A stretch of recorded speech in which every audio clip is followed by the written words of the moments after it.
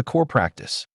Now that we have cleared away the false answers, we can look at the primary practice of self-inquiry itself. It is not an intellectual exercise or a puzzle to be solved. It is an act of quiet, internal tracking. Ramana described this as tracking the I thought back to its source, which he often poetically referred to as the spiritual heart. He did not mean the physical organ that pumps blood, nor did he mean the emotional center associated with feelings. By the spiritual heart, he meant the very center of our being, the foundational seat of unconditioned consciousness. The practice can be integrated into your life through dedicated periods of quiet sitting. It is helpful to practice this twice a day, perhaps for half an hour in the morning and half an hour in the evening, when the world around you is relatively still. The process begins simply. You sit quietly and allow your breath to settle. Inevitably, because the brain is a thinking organ, a thought will arise. It might be a memory, a worry about your to-do list, or a random imagination. The moment you notice the thought arising, do not try to suppress it, fight it, or judge yourself for having it. Instead, use it as a signpost. Ask yourself internally, with genuine curiosity, to whom does this thought arise? The natural, intuitive response from your mind will be, to me.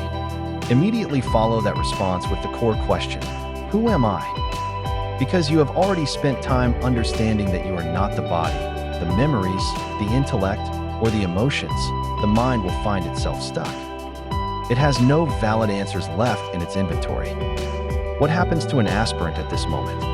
The mind may try to throw out a habitual answer, like your name, your job title, or a philosophical concept you read in a book. Do not accept it. Gently remind yourself that these are just more thoughts, more objects passing through awareness. Refuse to take the bait and return to the question, who am I? When the mind runs out of answers and you simply stay present, waiting, something beautiful happens. You hit a wall of silence. For a few moments, there is a gap in the chatter. There is no thought, no commentary, and no story. Yet, you have not fallen asleep. You are completely awake, completely aware, and existing without the support of any mental object. In this silence, you realize a profound truth. The thinker of the stream of thoughts cannot be who you are, because you are still here even when the thinker is silent. Your only task in this practice is to stay in that silence for as long as it lasts, resting in the simple awareness of being. Of course, because the mind is driven by deeply ingrained habits, it will eventually stir again. A new thought will wake up and attempt to drift away down a tangential path. The moment you realize you have been caught up in a train of thought, do not be discouraged. Simply apply the tool again. To whom does this thought arise? To me. Who am I? Once more, the mind will find itself empty-handed, and you will slide back into that quiet space of waiting. Each time you hit this silence, the realization that you are neither the thought nor the thinker sinks a little deeper into your nervous system. It becomes less of a philosophy and more of a felt reality. You are training the mind to return home, moving beyond conditioning. As you continue with this practice, you will notice that its fragrance naturally begins to spill over into your daily life. Self-inquiry is not just something we do with our eyes closed on a meditation cushion. It fundamentally changes how we interact with the world around us.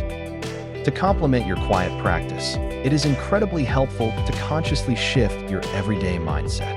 We live in a world that encourages us to constantly label ourselves and take sides. We are taught to define ourselves by our nationality, our gender, our religion, our political affiliations, or our economic philosophies. While these labels have their place in conventional society, they are ultimately forms of mental conditioning, layers of paint over the clean canvas of our true nature. A wonderful way to supplement your inner inquiry is to actively practice peeling back these layers. Begin to intentionally loosen your grip on rigid identities. Instead of thinking strictly as a citizen of a specific country, a member of a specific gender, or a follower of a specific religion, try identifying with the whole of humanity. When you look out at the world, you will see hundreds of different religions and spiritual traditions. Instead of debating which one is right or wrong, view them as different paths up the same mountain, each uniquely suited to a particular person culture, or psychological scenario. When you look at social and political landscapes, you will see a vast array of economic ideologies and systems of governance. Rather than becoming fiercely dogmatic about one and demonizing the others, allow yourself to see that most systems contain a grain of truth or utility, depending on the historical context and the needs of a society at any given time. This shift requires us to stop fighting endless social battles where we pick a side and engage in a war of domination. When we champion one narrow standpoint and try to force it upon everyone else, we are simply reinforcing the ego, the collective I thought, on a grander scale. Try to free yourself from this conditioning. Take a step back and adopt the standpoint of the single human race.